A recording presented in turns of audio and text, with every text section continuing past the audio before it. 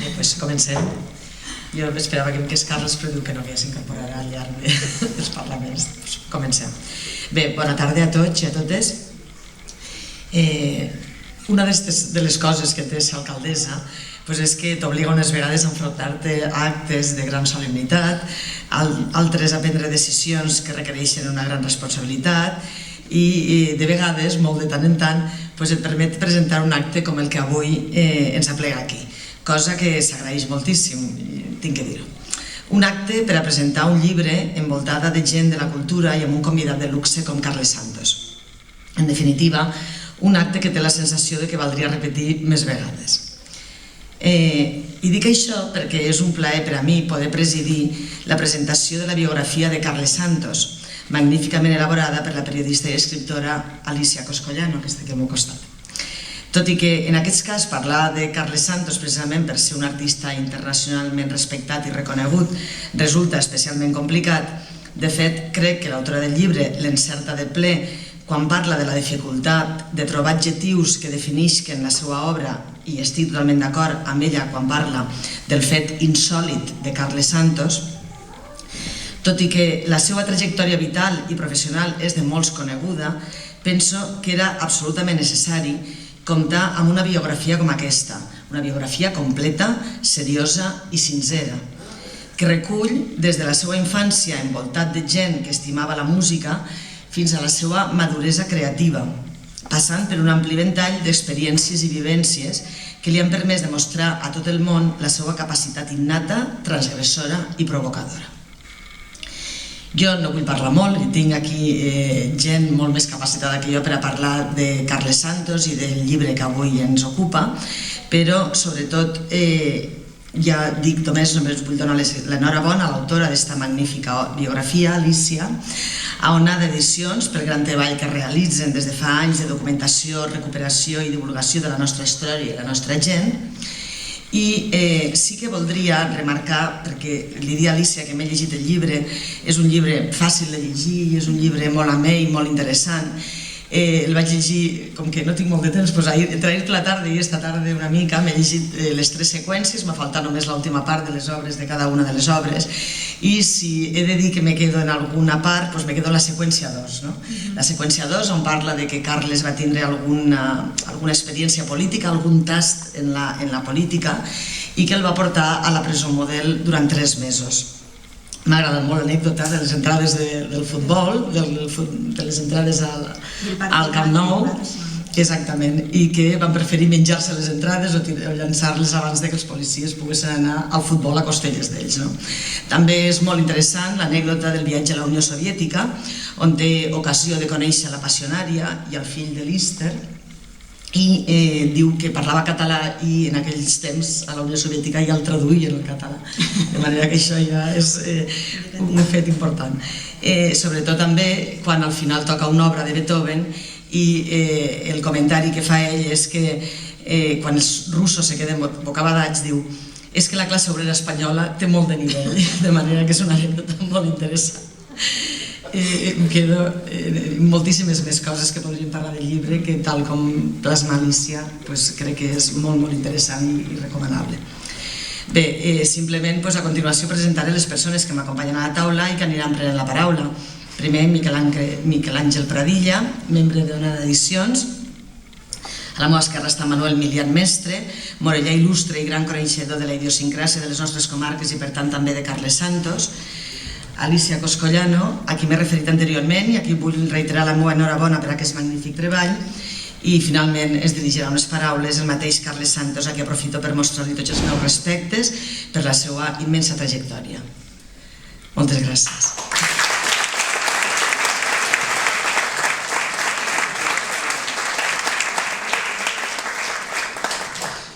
Bé, molt bona vesprada a tothom. Com que les meves paraules amb tota probabilitat seran les més prescindibles de totes les que es diran, jo faré una intervenció rigorosament protocolària. D'entrada he de dir que és un plaer poder compartir taula amb les persones que m'acompanyen i en nom de l'editorial vull aprofitar l'avinentesa per agrair a Charo, l'alcaldessa, el fet de col·laborar en aquest acte cedint-nos l'auditori També vull agrair al senyor Manuel Milian Mestre que hagi volgut participar en la presentació d'un llibre dedicat al seu amic, Carles Santos. A més, tinc plena constància que ha hagut d'ajustar molt bé una agenda molt atapeïda, ve de Madrid, i això encara ens fa agrair-li més la seva participació.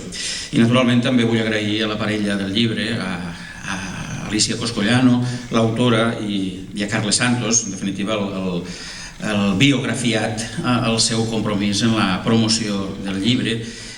Fixeu-vos, és un compromís que arriba fins i tot a l'oferiment d'una actuació musical, la que acabem de sentir, extraordinària, com no podia ser d'una altra manera, una actuació musical de complement, però en realitat jo diria que el que som un complement som nosaltres, a l'actuació musical.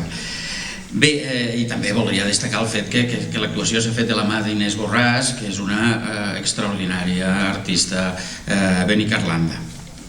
Bé, he dit que em sento molt ben acompanyat a la taula, però també he de dir que em sento molt ben acompanyat a la sala. Moltes gràcies per la seva assistència. Bé, Carles Santos i Ventura, resum biogràfic, és un llibre d'Alicia Coscollano, publicat per Onada Edicions, en el marc de la col·lecció Gent Nostra. Gent Nostra, després m'hi referiré. I com a director científic d'Onada voldria situar-los en el context del nostre projecte editorial.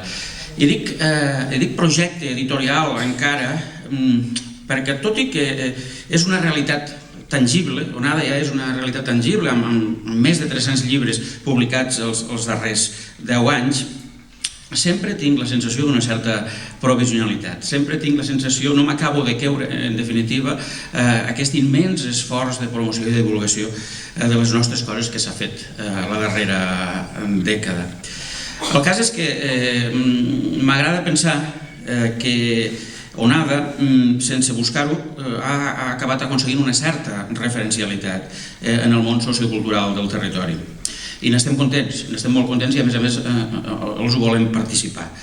Onada és un projecte de promoció patrimonial i, en definitiva, entenem que necessitem la complicitat tant de la societat civil com de les institucions. La causa és noble i, a més el territori s'ho mereix, el territori val molt la pena. És un projecte que vol descansar en el rigor, en el bon criteri, i d'altra banda també vol descansar en una edició de qualitat. Jo crec que el llibre que avui presentem justament és un exemple paradigmàtic de tot plegat. És una obra feta amb molt bon criteri, molt bon concepte, amb una autora que ens mereix totes les garanties, i aquí vull ja d'entrada aprofitar l'avinentesa per donar-li la més sentida enhorabona pública aquí a Benicarló, com ho he fet a Vinaròs en la seva presentació, com ho he fet particularment en la mesura que hem anat treballant a propòsit del llibre. Però també dic que és una obra molt ben editada, en el sentit que és una obra de regal, és una obra de tapadura, d'un format molt bonic, molt ben treballat, i aquí en definitiva Ramon Parés és qui té els mèrits a l'hora de dissenyar aquestes propostes. Estem convençuts que amb una certa perspectiva es podran avaluar adequadament els efectes benefactors per al territori d'esta pluja fina de coneixements que periòdicament van caient de la mà d'aquestes edicions. Diria que el llibre pertany a la col·lecció Gent Nostra. Gent Nostra. De fet, inaugura una sèrie que en diem la sèrie Major, això vol dir que hi havia una sèrie Minor, també m'hi referiré ara. Des d'Onada entenem que un dels patrimonis més importants que tenim són les persones. Són les persones. I de manera molt especial aquelles persones que acaben esdevenint personalitats, que acaben esdevenint personatges. La nostra hipòtesi és que enaltir les personalitats, en definitiva, és enaltir el territori, més encara si aquestes persones destacades han portat el territori a la maleta allà on s'han desplaçat. I el cas de Carles Santos és, òbviament, un cas d'aquestes característiques. És un vinarossenc universal i la seva procedència geogràfica no és amagada, sinó que justament és lluïda. I això, certament, des de la nostra perspectiva, l'honora moltíssim. La col·lecció Minor, de què els parlava, ja té 4 aportacions, totes 4 provenen de l'àmbit de Terres de l'Ebre. Per a nosaltres, per a Onada, el territori és un territori interautonòmic, sud-català, Terres de l'Ebre i nord-valencià, són aquestes comarques de la diòcesi de Tortosa que de vegades comento jo. Tenim, per tant, una sèrie Minor amb 4 aportacions biogràfiques molt interessants, tremendament interessants. Manuel Pérez Bonfill, un home de la cultura i de la literatura molt important, Gerard Vergés, un poeta i intel·lectual també importantíssim, Jesús Massip, l'arxiver, l'historiador, Tortosí, i encara Joan Panisello, un ceramista, un artista internacional. Són 4 aportacions molt interessants. Clar, amb el llibre dedicat a Carles Santos comença la sèrie valenciana i comença amb la sèrie Mayor, que en definitiva és una sèrie més luxosa, com veureu. Hi ha d'altres biografies en marxa de la part valenciana. Jo crec que és oportú dir en aquests moments que una de les persones aquí s'està fent una d'aquestes biografies és justament Manuel Emilian Mestres, la persona que avui ens acompanya i que segur que ens podrà explicar també moltíssimes coses d'una trajectòria personal i professional important.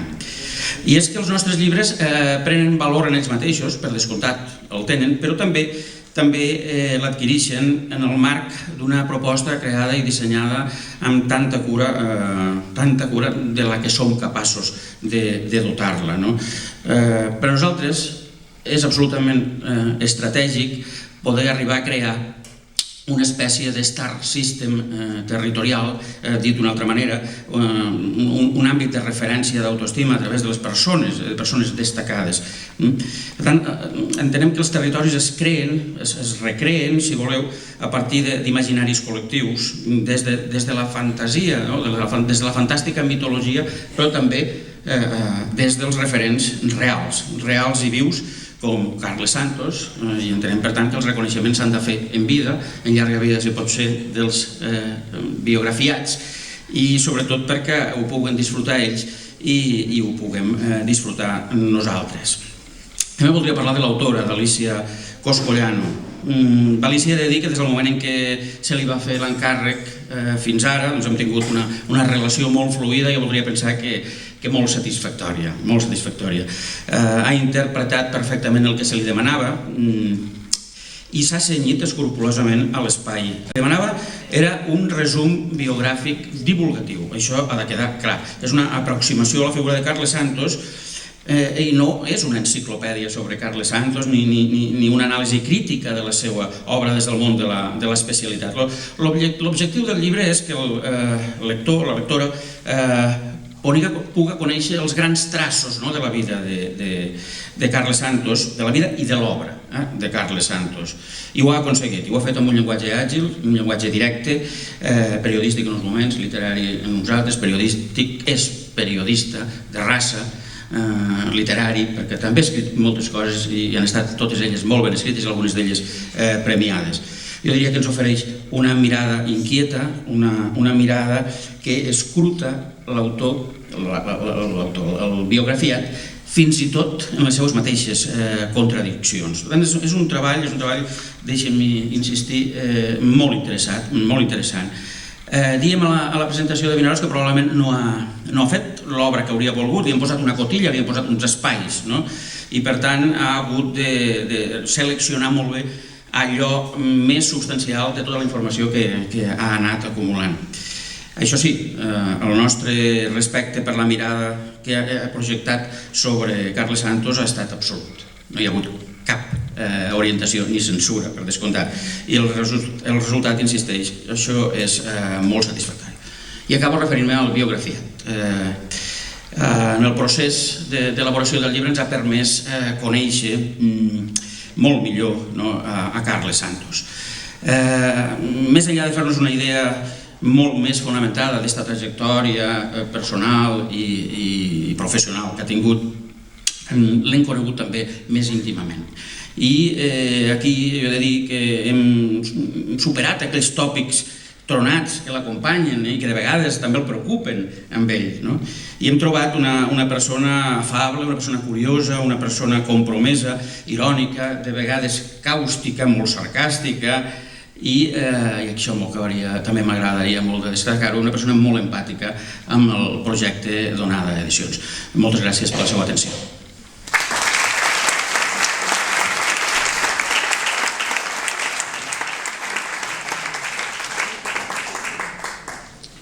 Bona vespre a tothom.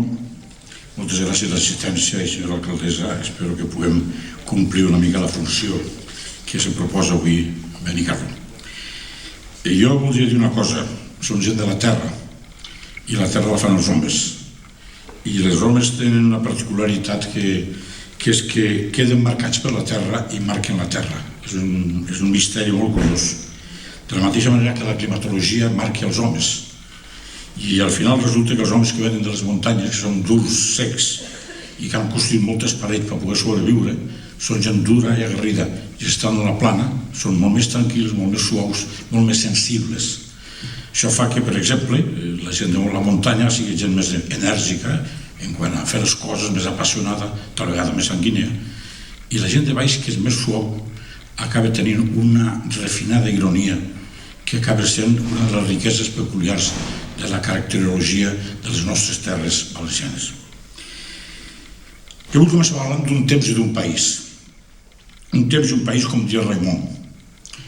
Època en què ell cantava a Barcelona i que Carlos Santos i jo corríem per Barcelona a la Limón, com diuen els castellans.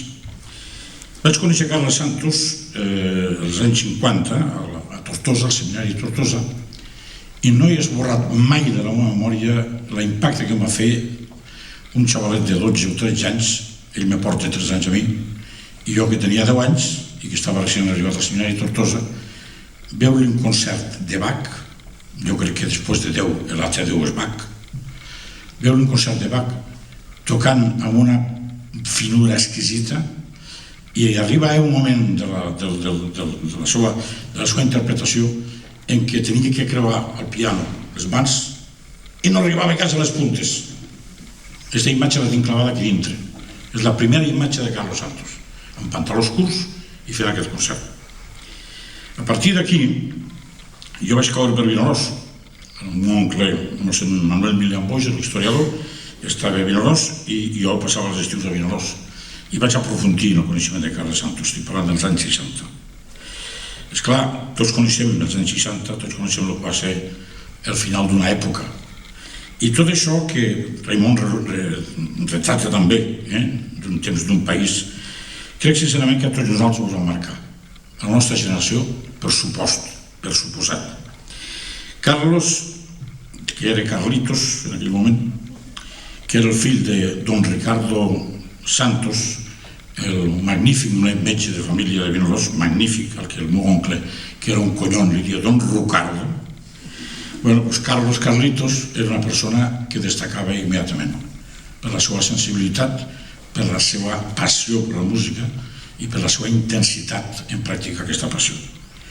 Tots estàvem admirats, tots els jovens de 13, 14, 15 anys admiràvem aquell Carlitos que tenia una passió que diem pel poble que estava 7 hores sentades al dia al piano a la seva edat de 14, 15, 16, 17, 18.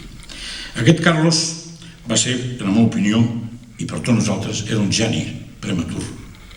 Era una sorpresa per tots.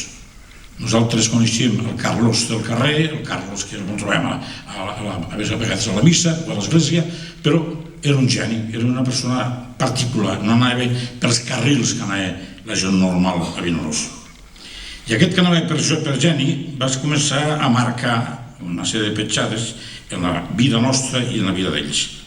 I ahir comença, per mi, tota una sèrie de coses ben curioses, com el Carlos Santos, fill del metge doctor Santos, acaba sent un músic que el seu oncle, el farmacèutic que vivia en Font, al carrer Socors, li ajudava, l'il·lustrava, com venia al seminari de Tortosa a rebre classes de don Vicente García Julve, un geni de la música, malversat, ho dic sincerament, un gran músic, al que Santos i jo, tots dos, admirem profundament.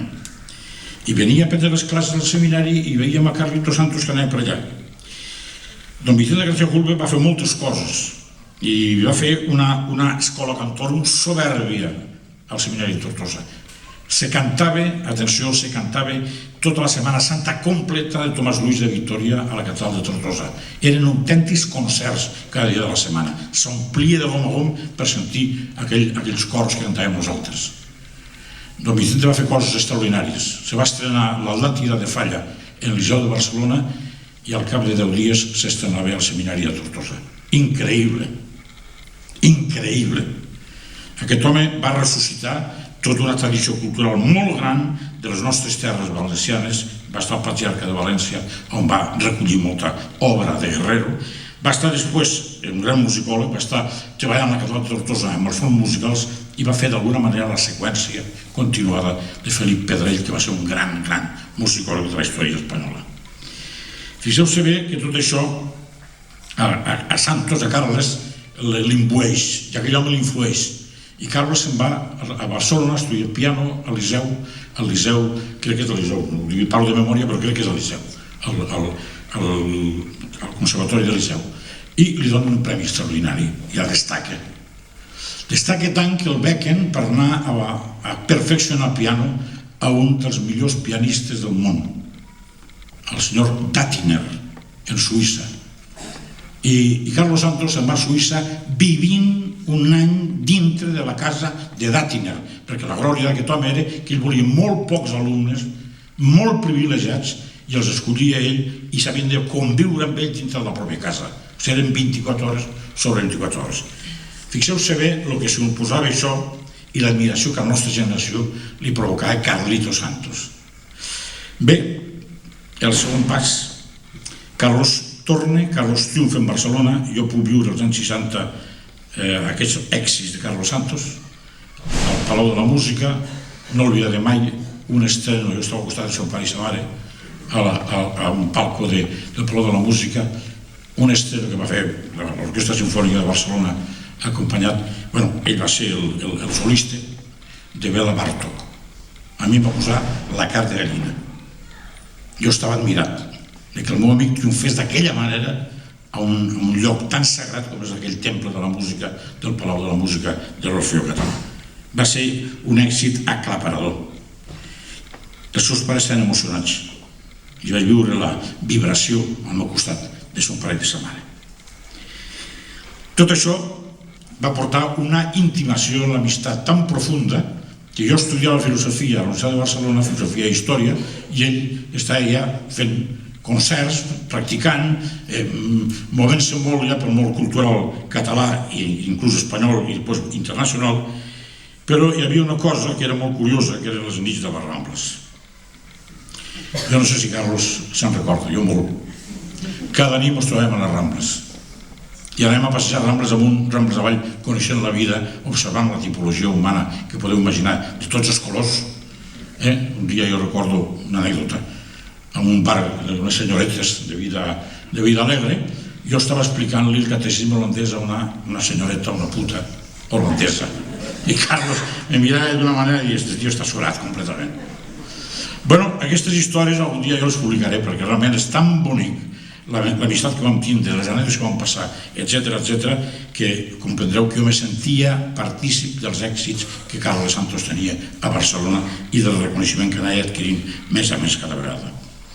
Aquesta admiració pel seu geni va acabar algun dia quebrant una seqüència, que és una peculiaritat del Carles Santos, que està en la infraestructura de la seva personalitat, inclús musical. És el Carles Santos que es transforma. Anava per un camí i va prendre un altre camí. Jo vaig continuar per aquell camí i va torçar un altre camí. Jo anava per la dreta i ell va torçar cap a l'esquerra. Va conèixer una sèrie de personalitats de l'època, el pintor Tàpies, el Joan Brossa, el poeta, etc. I Carles va entrar en una concomitància de noves idees, noves aportacions, una ideologia molt més radical a l'esquerra, mig marxista, etc. Jo anava per un altre camí, però era tanta l'estima que jo tenia i l'admiració per Carlito Santos que jo, això, no va tenir mai importància, ni menys encara la té avui, al dia d'avui. Aquest possible trencament amb tot el que era l'univers anterior de Vinaròs era un trencament que ell l'ha visualitzat, amb trencar amb el clericalisme. I a les seves obres, a vegades, fa accions clarament anticlericals, perquè trenquen tan intensament que Carles, per exemple, en una de les seves obres, l'any 2000, si no recordo malament, estrenada a Barcelona, al Teatre Nacional de Catalunya, fa l'estrena de l'òpera Ricardo i Elena. Ricardo, el seu pare, Elena, la seva mare. I aquí explota absolutament el passat de Carles Santos. Comença l'escena amb la seva mare parint a Carlos Santos, amb unes escenes molt en vertical al llit, una cosa molt impactant, bastant surrealista, i acaba, a més, tot en llatí. L'òpera es fa tot en llatí. I em va demanar que la traduïra jo, i vaig dir, jo te la podria traduir, però no soc massa perfeccionista, de buscar la persona. I la persona va ser Josep Montferrer, un company meu, molt amic meu, professor universitari de València, i li va fer la traducció al llatí. Esclar, imagineu-se el públic de Barcelona sentir una òpera en llatí, iconoclasta, troncant tot el que era.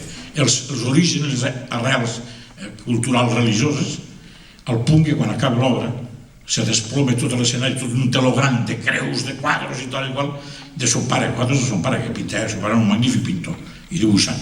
I cau tot l'escenari, cau tot el teló i tira per terra totes les imatges religioses. Un impacte visualment extraordinari i impactant de veritat. Aquest Carlos que trenca, no trenca la sensibilitat. I aquest Carlos que trenca la visualitat i la formalitat manté una sensibilitat, per exemple, que el fa plorar quan veu que el Concili Vaticà II se carga gran part de la gran litúrgia catòlica.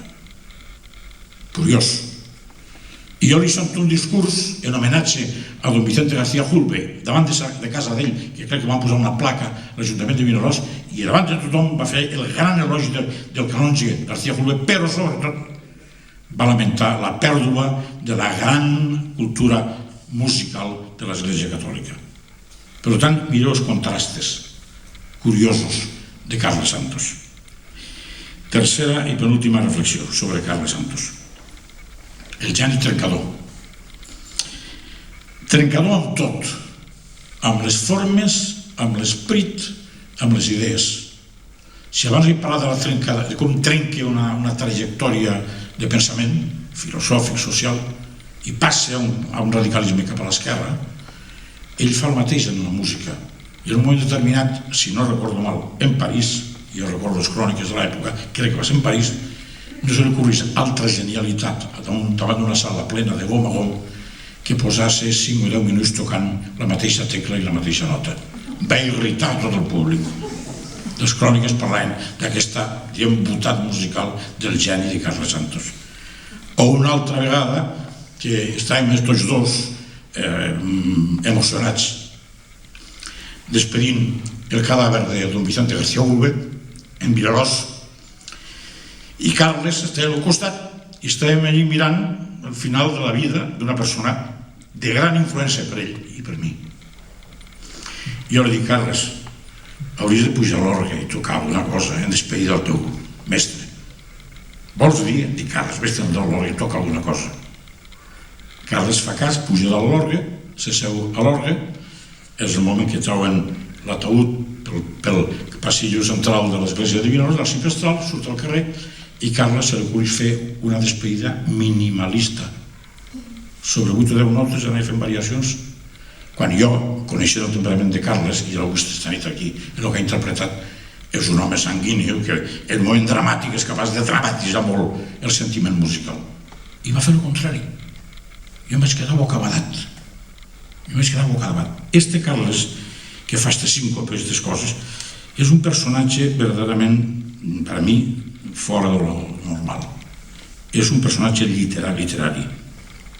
Tan literari que en tota la seva expressivitat a vegades fa regressions i fa agressions en la formalitat i en el discurs teatral. És una persona que mai te deixa parat, mai te deixa inactiu, mai te deixa en la reflexió. Te colpís, te fa una ferida, t'obliga a reaccionar. I això té, en l'última època seva, això ho té molt, molt, molt marcat. És un home que denuncia, és un home que utilitza a vegades el traçat gros de la pintura, fa una mica el caràcter valencià, a vegades fallero, és càustic, com ha dit molt bé el director editorial, és una persona que té una virtualitat irònica permanent, típicament de Vinaròs,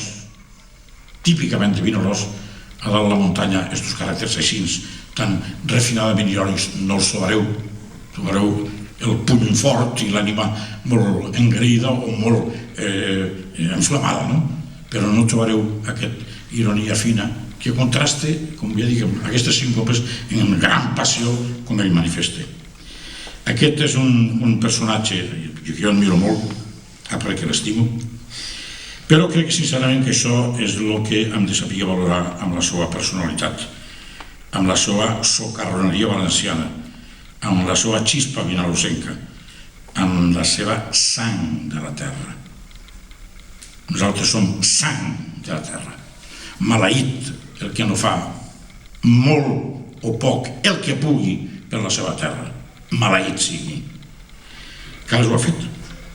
Carles ho ha fet i Carles ha pujat el to cultural de la comunitat valenciana. A mi no m'agrada el nom. Jo, País Valencià, o Reina de València, que és una barbaritat això de comunitat valenciana, no ha sigut mai. I Carles ha pujat aquest to cultural, l'ha ensamblat amb Catalunya, i Carles és una referència a Catalunya tan destacada que quan arriba les Olimpiades del 92, qui dirigeix el gran cor i, bueno, l'orquestra, etc. Tot aquell muntatge que tots recordareu a la televisió, a l'estadi olímpic el dia inaugural, era Carles Santos. Comprendreu que jo em sentia aquell dia molt tendre, perquè la trajectòria completa d'un amic, des de pantalons curts fins al moment gloriós del 92. I comprendreu que allò a mi em va fer reflexionar encara més sobre Carles Santos. Algun dia, torno a repetir, m'agrada escriure un llibre sobre ell, per marcar aquest contrast binari de dues persones que pensen tan diferent en moltes coses, però que s'estimen tant i que estan unides a un projecte de país. I va l'última meva reflexió. Carles és un home entranyable, molt entranyable. Us contaré dues anècdotes que retraten a Carles Santos. La primera, Carles Santos, el dia que el papa Joan Pau II entra en l'Havana, que va ser un impacte mundial a la televisió, estava sopant a casa meva. I estava en aquell moment, si no recordo mal, preparant els assajos de l'òpera Ricardo i Elena. En un moment determinat estava a la televisió posada i Carles, escolta, anem a veure el papa, com entra, això sí que és una cosa gran, en l'Havana, Fidel Castro, els comunistes, i arriba el papa allà. I vam estar mirant un rato. Total, que entre sopar, xerrar i el papa se van fer les 2 del matí. I el vaig dir, Carles, a les 2 del matí queda't a casa, aquí és que el pis és gran, queda't a una habitació, queda't a dormir i demà al matí te'n vas als assajos. No, jo em vaig a Vinaròs. Dic, però estàs sonat, Carles, són les 2 del matí, arribaràs a Vinaròs a les 4 del matí i a les 5, a les 6 o a les 7 del matí l'has d'aixecar perquè a les 9 tornes a estar allà als assajos al Teatre Nacional de Catalunya. Que no, que em vaig a Vinaròs, que he de veure el gos, que he de veure no. Bueno, he de veure el gos i vaig dir, però escolta, conduint en aquestes condicions, res, li poso l'automàtic a la furgoneta i em porta directament a casa. Veig, teniu la personalitat de Carlos. La primera. La segona anècdota. En un moment determinat ell se'n va a Alemanya, se'n va a Berlín a composar, no recordo si em va dir que anava a fer alguna cosa de cine. Total, que se'n va a Berlín i ens despedim. Bueno, ja ens veurem, no sé què, d'aquí un any, suposo que tornarà algun dia, però ja ens veurem. I adeu. I al cap d'un mes escàs, jo estava a l'aeroport de Barcelona que m'anava a Madrid. I em veig a Carles per allà. Dic, ostres, Carles, què fots aquí? Però tu no estaves a Berlín. Escolta, no he pogut més. Diu, m'ha matat la nostàlgia. Diu, m'enyorava de la barca. Atenció. Diu, he anat a Vinaròs, he arrencat la barca de l'aigua, diu, l'he carregat damunt d'un trailer i l'he enviat a cap a Berlín. Dic, escolta, Carles, i a Berlín què cony fotràs a la barca? Diu, navegaré pels canals de Berlín.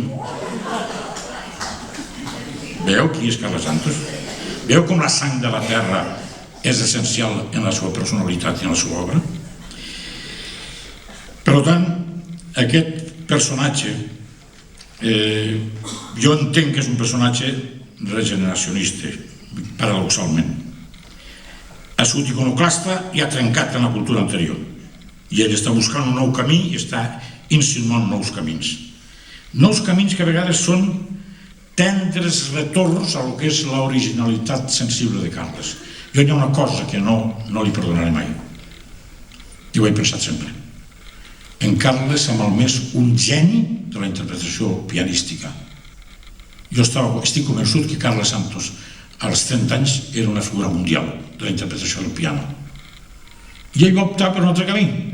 Va optar per la creació, per la interpretació, diguem, heterodoxa, per buscar una altra expressió musical i no va deixar el piano perquè ell se torna el dia enganxat al piano, però va menystindre el que era el concert, el ser ell el concertista. I això sí que jo no li perdonaré mai, perquè és un geni. És un geni, i això no portar al terme totes les potències anímiques i espirituals d'una persona és un pecat gros.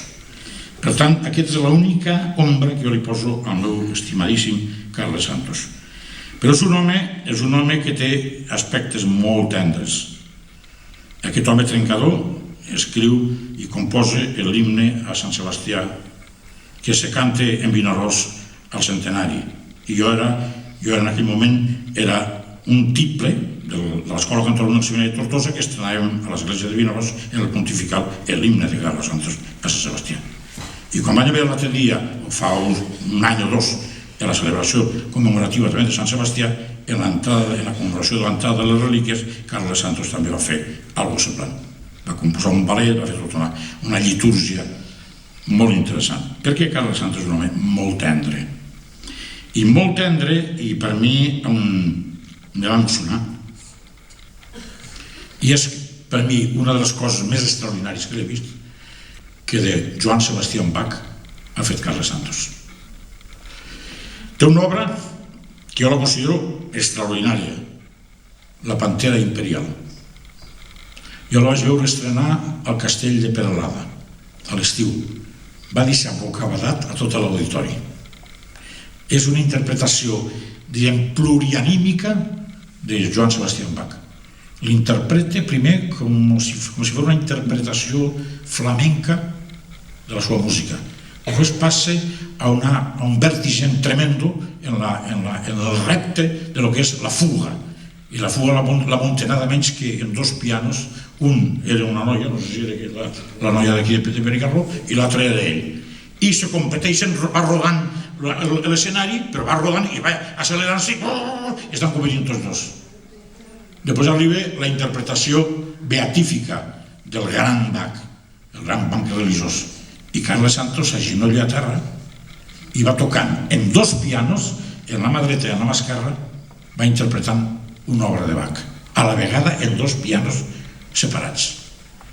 Aquell dia la gent se va quedar pasmada.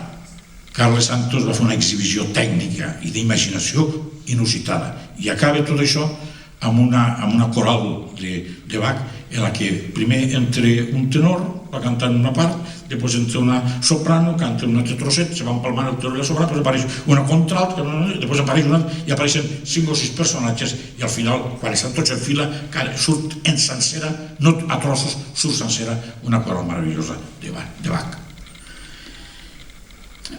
Això fan els genis i això fan persones que tenen de veritat un talent fora del cul. Vaig veure repetit això al Teatre Lliure de Barcelona. El públic exactament meravellat.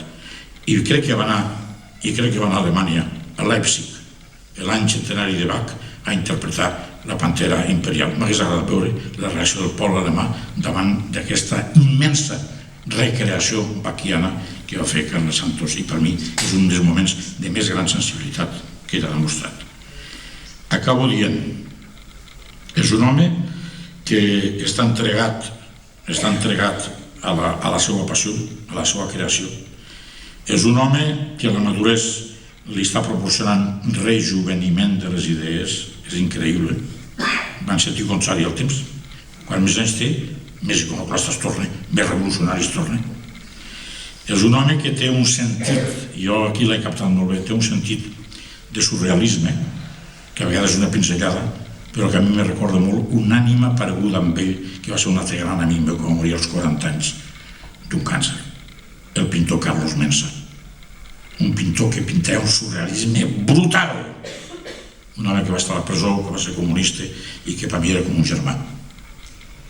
Aleshores, quan jo veig aquestes ànimes que es troben, crec que això és el que nosaltres hem de valorar els pobles. Això és una riquesa, això és un patrimoni, això és una aportació que permaneixerà pel temps. No morirà ni en Carlos, ni en Carles, ni en altres persones d'aquest caire. Quedarà per temps. I quedarà com una penyora que deixen de la seva pas per la vida i del seu amor i estima al seu gos, a la seva barca, al seu trosset, a Vinaròs, a aquesta terra. Per això dic que és sang de la terra. I és sang de la terra, i vos ho dic una vegada més, inclòs d'aquelles persones que van per la via binària com el tren, la doble via, en direcció distinta des del punt de vista ideològic o polític, però que l'estima fa que els cors s'uneixen, perquè al final l'home és cor i sensibilitat. Moltes gràcies.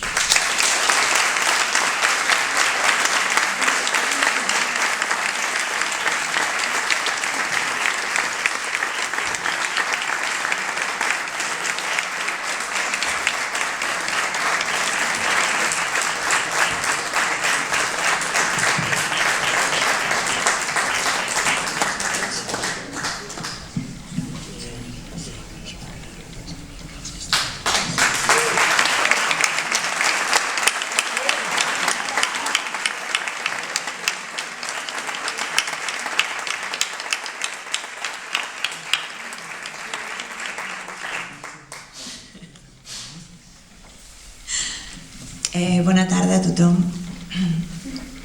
Agrair la participació de tots els agents que han fet possible complementar l'acte de presentació i, evidentment, el magnífic concert que ens han oferit el Carles Santos i la Inés Borràs. Jo voldria començar posicionant-me com a militant de Santos. Ja ho era abans. No me passo. Ja ho era abans, però ara ho som molt més. Aquest llibre que avui presentem pretén transcendir el continent de tot allò aparent per endinsar-se en territori amic, efectuant un recorregut biogràfic que s'inicia amb la descripció d'un context urbà i del caldo de cultiu inicial que envolta a tot artista. Aquest és un volum que mostra dos punts de fuga. Per una banda, efectua l'escapisme d'una anècdota utilitzada fins l'extenuació, aquella que passa per l'acció de trencar un piano. I per una altra, fuig de tot el catàleg de qualificatius que se li han dedicat a Santos, per endinsar-se i realitzar una tasca de cirurgia a la seva trajectòria artística, però també a la personal. A través del llibre trobem l'explicació del per què i del com, de la seva manera de crear, del motiu que respira en l'essència dels pianos en totes les seues versions, en la verticalitat d'una torre, amb una hèlice navegadora de sales artístiques, amb el degoteig de la pintura roja o amb una tapa oberta mostrant el seu mecanisme intern. I tot això perquè sabem que Santos és, finalment, ésser també intervingut en el seu íntim diàleg de llarg recorregut amb l'instrument al qual ha dedicat la seva vida. En rebre l'encàrrec d'Ona d'Edicions vaig plantejar el treball com la construcció d'una bastida propera per la qual el lector pogués aproximar-se a l'univers Santos. Es tractava d'elaborar un retrat de la persona, de les característiques de la seva galàxia personal i del seu entorn, primer en els seus anys d'infantesa, uns anys de formació constant, per posteriorment tractar els anys de contundència i de compromís amb un context històric al qual mai no ha donat l'esquena. Tinc que destacar que tot i la necessitat d'agafar una certa perspectiva per transcendir l'amistat i gaudir d'una observació més àmplia, m'he deixat fascinar perquè no es pot escriure sobre Santos sense prendre part i sense involucrar-te. Com he explicat ja en alguna ocasió, aquest resum biogràfic, i dic resum perquè la vida del músic pot desbordar perfectament la capacitat d'aquestes pàgines, es divideix en seqüències. Pensava que era el més adequat atès a la vessant cinematogràfica de Santos. una vessant que és tan sol un fragment de la seva magnitud, perquè ell ha anat més enllà, amalgamant en un sol tas les diferents disciplines artístiques en les quals ha experimentat. Llenguatges que han enriquit les seues creacions fins a convertir-lo en un actiu internacional que ha generat un nou discurs en les arts escèniques, un discurs, però, que la seva voràgine creadora ja havia iniciat als anys 70. El llibre està cosit en imatges. Imatge a imatge trobarem instantànies de forta càrrega emocional, però també escenes que expliquen des de la màquina d'ametlles de la infantesa fins al clúster del soterrament de la mare, passant pels soldats surrealistes. Imatges que serveixen per a fer una aproximació a l'evolució de la seva èpica. He tingut cura a l'hora d'escollir els títols de cada capítol en els quals es divideix el volum. Crec que el joc que normalment realitzo encaixant elements que aparentment no tenen cap connexió aconseguia un maridatge molt adequat que casa perfectament en el Tarana Santos. Per això he barrejat iogurts amb sexe, afusellaments amb piscines, idearis amb empremtes dactilars o fronteres amb taurons. L'altre aspecte destacable del llibre és la ironia, una ironia compartida des de la qual s'assumeix la vida i el risc que aquesta suposa. Així, la ironia apareix constant inclús en els moments de major tensió. Podríem citar, com ja han dit abans, l'instant en què la policia irromp en una reunió de l'Assemblea de Catalunya dins d'una església i especialment el que passa a continuació amb les entrades per a un partit del Barça-Madrid.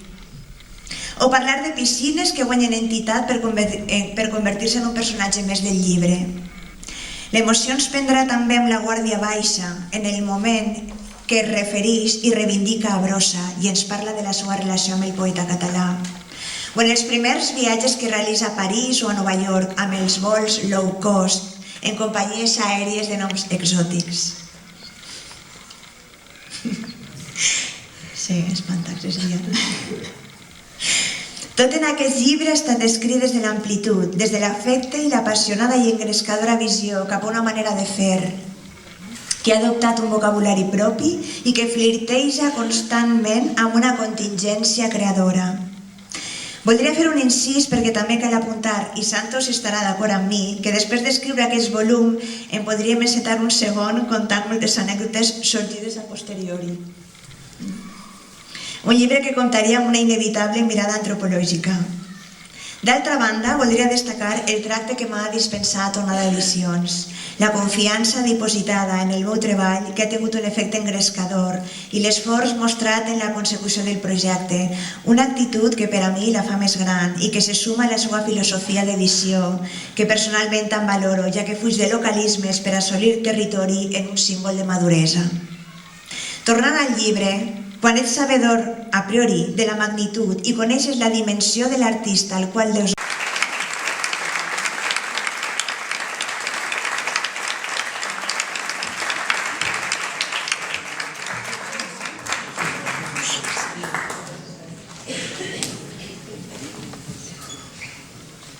Hola. Jo voldria posar una mica d'ordre, tot plegat, perquè de totes formes, Manolo, està bé perquè saps de què parles. Això està molt bé, sí, perquè ja és la segona vegada que presentem el llibre i no sempre, vull dir, sempre en aquestes situacions així hi ha unes quantes coses que tu i jo sabem com són i sempre ho sabrem i així serà. A part del mossèn, que és un geni, jo també estic d'acord. El que passa és que potser és relatiu, a mi m'agradaria ara, no existeix això, però m'agradaria sentir el que feia, no? Tant tu com jo tenim la màxima expressió, no? Vull dir, de cara amb ell. Però no sabem, tot ha canviat tant i totes de maneres tan diferents i ara són els inglesos els que fan bon Victòria i els d'aquí ni els interessa tampoc i veurem totes aquestes coses. Però de totes formes, en línies generals, les coses són més, com tot, vull dir, tot és més complicat i les coses són complexes i en situacions, vull dir, explicat així pot arribar a ser divertit i tot plegat, però vull dir, avui per exemple havia com una partida d'escaig, no? Vull dir, llavors jo hem plantejat, l'altre dia quan vam presentar el llibre per conseqüència de la discussió que vaig començar vam acabar tocant Schubert i avui ho he fet al revés, he tocat primer el Schubert i després continuava lo de Best. No he rebut cap, diguem, cap cosa, vull dir, cap opinió o el que sigui sobre el Best del Schubert, però jo crec que d'alguna manera sí que ha netejat molt l'aire, no? Vull dir, és un Schubert ben tocat, jo crec que és un Schubert mediterrani ben tocat, amb aquest li agradaria, si és aquí, segurament. I, per exemple, jo te l'explicaré una així perquè la pugues... Aquesta és molt curiosa. Diguem, com tu has apuntat abans, jo pensava en diferent, no? Tot era és el que més ens interessa. Però seguíem treballant i seguíem estudiant i seguíem fent. Entonces va arribar un moment que els intercalers el van enviar a Zúrich. El van enviar a Zúrich, que se va estar com un any o 2 anys allà. I entonces va arribar i va portar tota l'obra de Schoenberg, de Weber i d'Alban Berg de piano.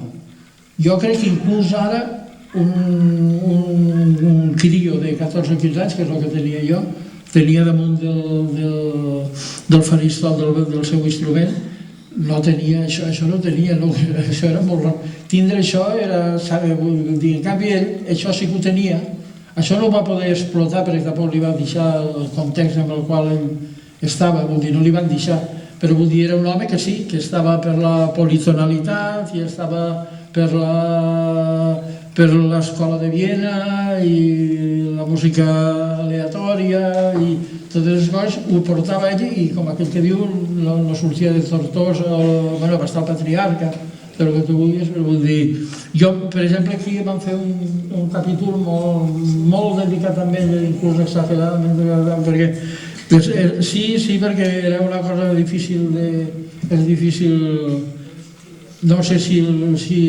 molta gent no sé, ho entendria tampoc, vull dir, perquè les coses no van en aquest sentit.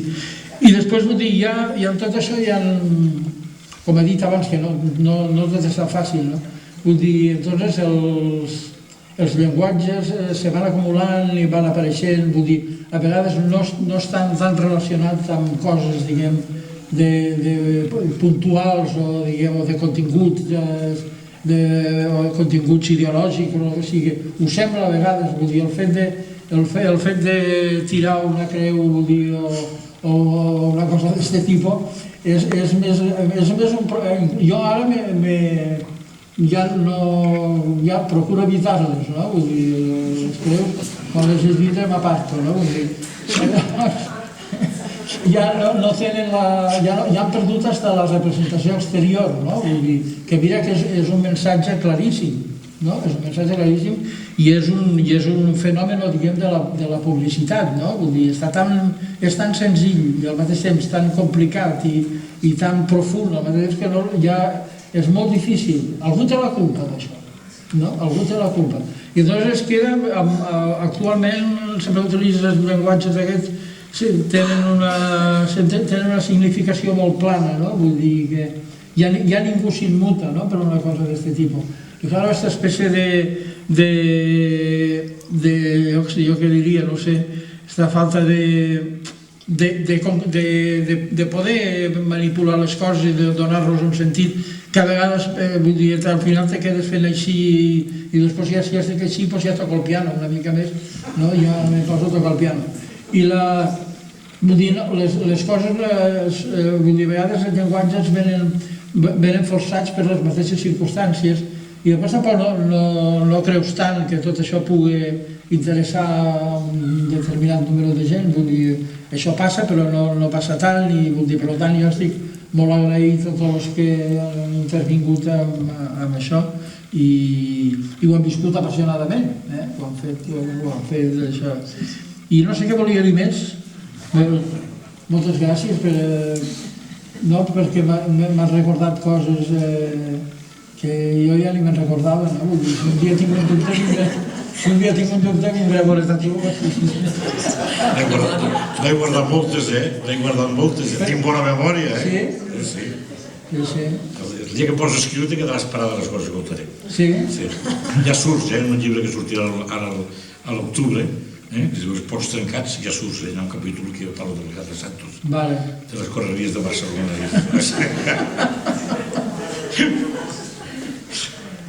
Pues, moltes gràcies. Gràcies a tots.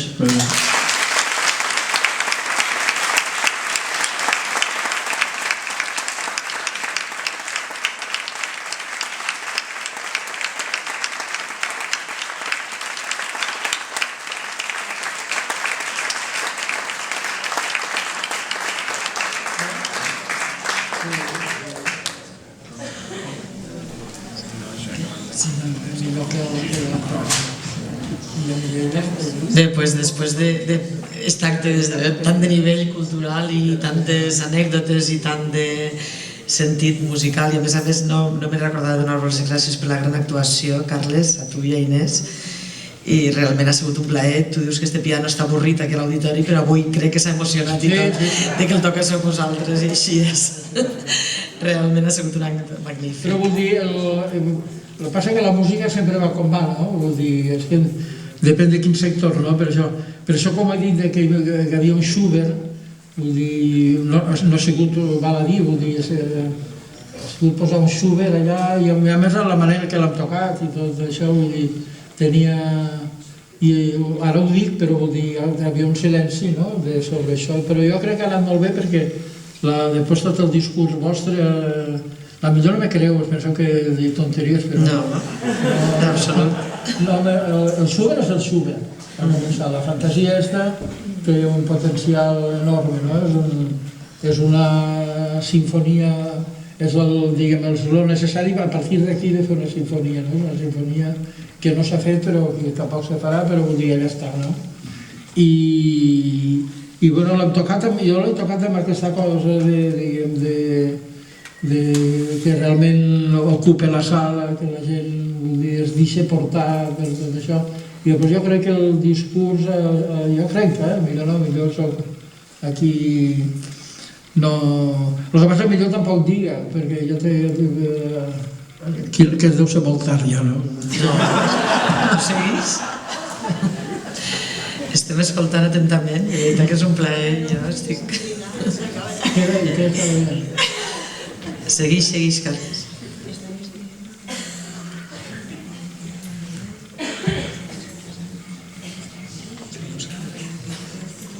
No, sí, el meu problema una mica el que vam veure l'altra vegada és que en relació al meu nom sempre surten moltes anècdotes, moltes coses, no sé què, va fer això, va tirar un piano a la mar, vull dir, no sé què, va fer coses d'aquestes. Entonces és molt difícil, això dona moltes facilitats però no és real. Llavors te trobes que d'alguna manera algú està construint un llenguatge per tu, que no és el teu. Hi ha una sèrie de gent que es dedica a fabricar llenguatges que no són d'ells, no? I això és un terreny que és interessant i potser es pot fer un altre llibre, és com te preparo jo. Però bueno, és igual, el Schubert està... On ha de prendre nota. Jo parlo del Schubert, cada un que passa... Bé, doncs després d'aquestes intervencions...